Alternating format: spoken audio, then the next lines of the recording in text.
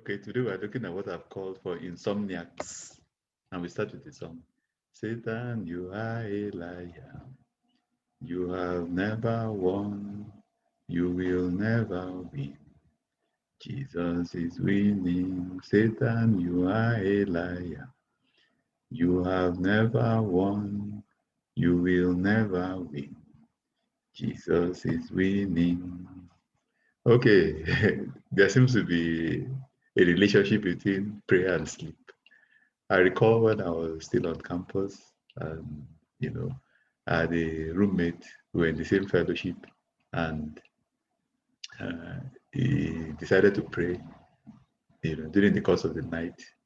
And he knelt down beside his bed to pray, and he slept off so deeply that he was lifted gingerly. His feet was lifted gingerly and put on his bed, and he didn't even know until morning. So a lot of the times when people devote time to pray, particularly in the dead of the night, it's like it's a battle with sleep. So sometimes, for me personally, what I do is I walk around. I don't stay in a particular spot so that I don't sleep off. And we see some parallel in scriptures. When the Lord was going through a very tough time about to be crucified and he was praying, you can see the attitude of the apostles, of the disciples rather. Then he said to them, "My soul is exceedingly sorrowful, even to death. Stay here and watch with me."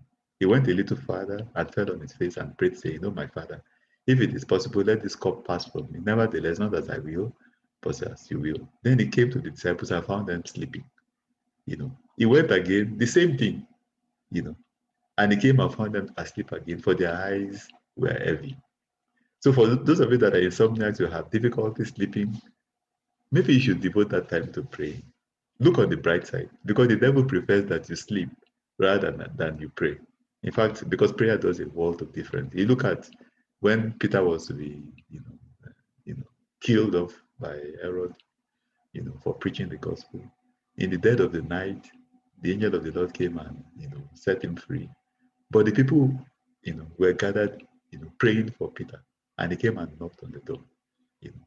So when he had considered this, in fact he was so shocked that he was free, he came to Mary, the mother of John, whose surname was Matthew, to the house where many were gathered praying.